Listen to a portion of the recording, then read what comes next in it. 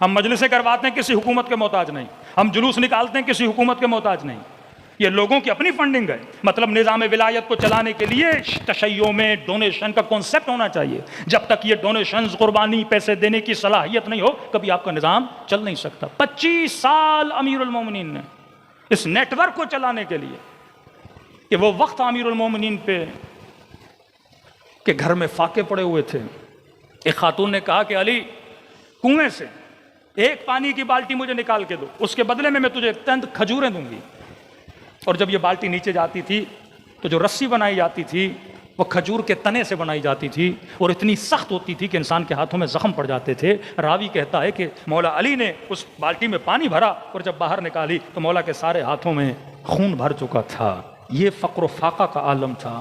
پھر ایک وقت ایسا آتا ہے چوتھے امام کے زمانے میں، امام حسن کے زمانے میں، کہ بڑے بڑے باغات کے مالک بن جاتے ہیں، کہ ایک آپ کا امام 4000 سے زیادہ غلام خریدتا ہے۔ یہ سارا پیسہ کیسے آیا؟ کہ 25 سال امیر المومنین نے نخلستان لگائے۔ امیر المومنین آج بھی سعودی عرب جائیں گے، بآئر امیر المومنین، امیر المومنین کے کنویں آج بھی سعودی عرب میں موجود ہیں جو آج تک پانی دے رہے ہیں۔ اس وقت سب سے بڑی قیمتی چیز تھی کنویں تھے، قیمتی چیز تھی زمینوں میں کھجوریں لگانا تھا، نخلستانوں کا۔ امیر المومنین نے اس زمانے میں نخل لگائے۔ علی کو پتا تھا 25 سال بعد میرے بیٹوں کو انہی نخلستانوں کی ضرورت پڑے گی، پھر انہی نخلستانوں سے غریبوں میں تقسیم کی جاتی تھی۔ سخاوت امام حسن، باغ امام حسن کا کانسیپٹ کہ کوئی بھی ایسا فقیر نہیں تھا جس در سے خالی ہاتھ جاتا۔ یہ 25 سال امیر المومنین کی محنت تھی، کیونکہ جب تک رسول کا زمانہ تھا مولا علی جنگی سردار تھے، جنگ میں علی کی زندگی گزری، اور رسول خدا کے جانے کے بعد پدک بھی لے لیا گیا۔ کوئی حکومتی عہدہ امیر المومنین کے پاس نہیں ہے، کوئی مال غنیمت جو ملا امیر المومنین نے غریبوں میں تقسیم کر دیا۔ 25 سال کی امیر المومنین کی پلاننگ تھی، اور وہ باغات امام حسن و حسین کو ملے، اس کے بعد امام زین العابدین کو ملے۔ تو یہ نہیں کہ امیر المومنین صرف گھر میں بیٹھے ہوئے تھے۔ آج کے جوان سے پوچھو امام زین العابدین کا کانسیپٹ تمہارے ذہن میں کیا ہے؟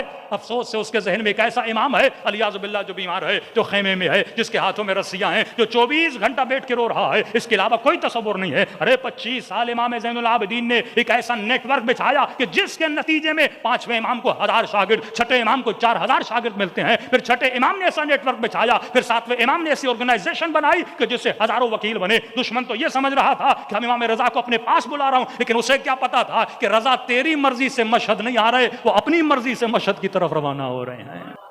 آج سرزمین طوس میں اگر امام رضا نہ ہوتے، ایران میں تشیع اتنی مضبوط نہ ہوتی۔